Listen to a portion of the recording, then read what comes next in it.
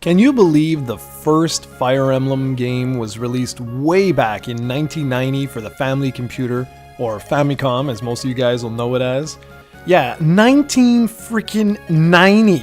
The one you're seeing here was released in 2003 for the Game Boy Advance. So that means 13 years have passed before anyone outside Japan had the chance to play through this incredible tactical strategy RPG franchise.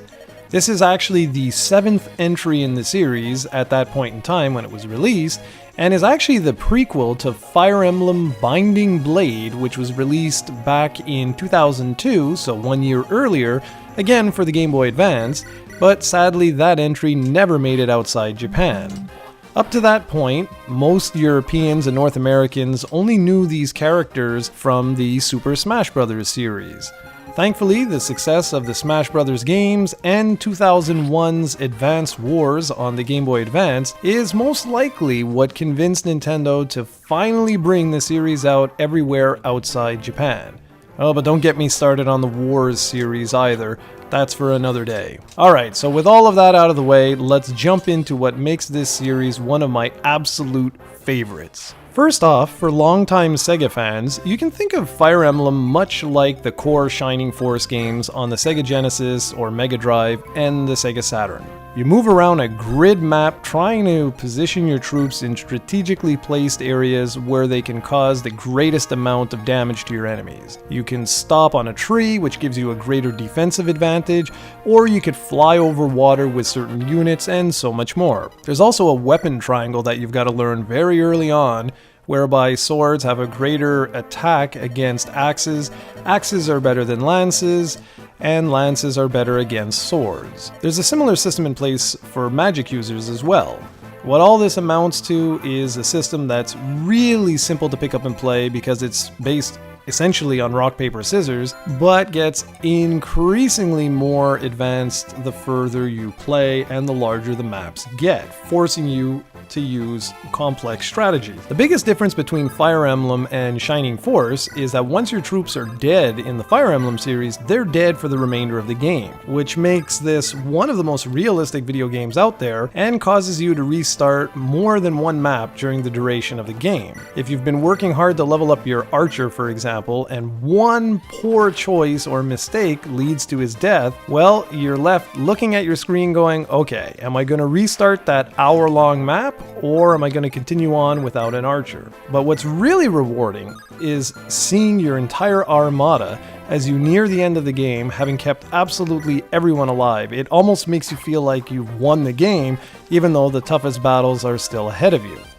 If we zero in on this installment in particular, which is actually called Fire Emblem The Sword of Flame, you take on the role of an apprentice tactician. How fitting, no?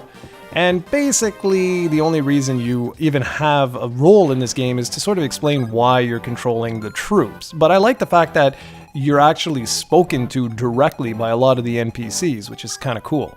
And speaking of the actual gameplay, the first 10 chapters are more or less a giant tutorial. After that, the kid gloves come off, and you stand a very good chance of losing one of your units if you don't play extremely carefully. You have to always remember the weapon triangle and use terrain as intelligently as possible. As you progress and select which units you want to bring into battle with you, you have the opportunity to check the map beforehand to get an idea of enemy placement, sort of the terrain, and which enemies you're actually going to be going up against to help you better determine which characters to bring along. There's also fog of war scenarios every now and then, where you can't see the location of enemy units unless you have torches or thieves in your party.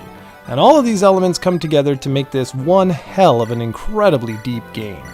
Each unit you bring into battle levels independently of the group, meaning if you always kill enemies with the same 2 units, you're essentially going to create 2 gods, but at the risk of your entire team. If you reach level 10 and have a particular special item, you can transform that class into a more powerful version, or actually a different class altogether. You can go from a cavalier to a paladin, for example.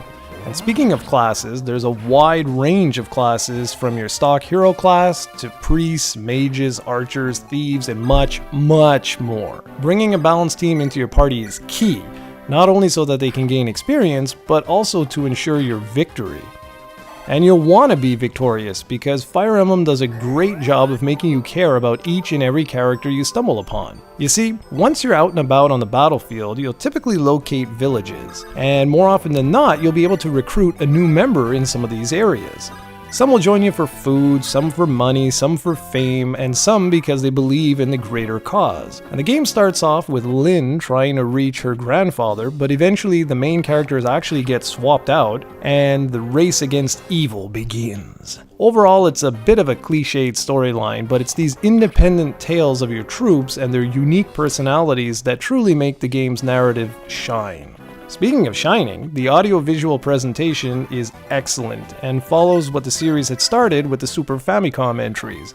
The animations are nice and fluid, sprites look fantastic, and the maps are nice and diverse. They also offer up a lot of different gameplay options, from protecting someone for a certain number of turns to the typical defeat all enemies or kill the boss characters. Okay, getting back on track here. The soundtrack is also sweeping and has a lot of truly excellent music.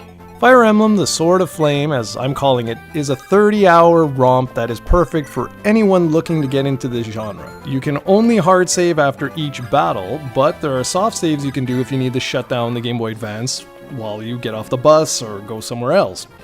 And this was all done purposely so that you have to replay the entire map in the event a character dies. And it was done purposely to give weight to the decisions that you make. This is a franchise that took far too long to leave Japan, but thankfully has been extremely popular here, and as such, we have received every single Fire Emblem game since this one, with the exception of the Nintendo DS's New Mystery of the Emblem: Heroes of Light and Shadow.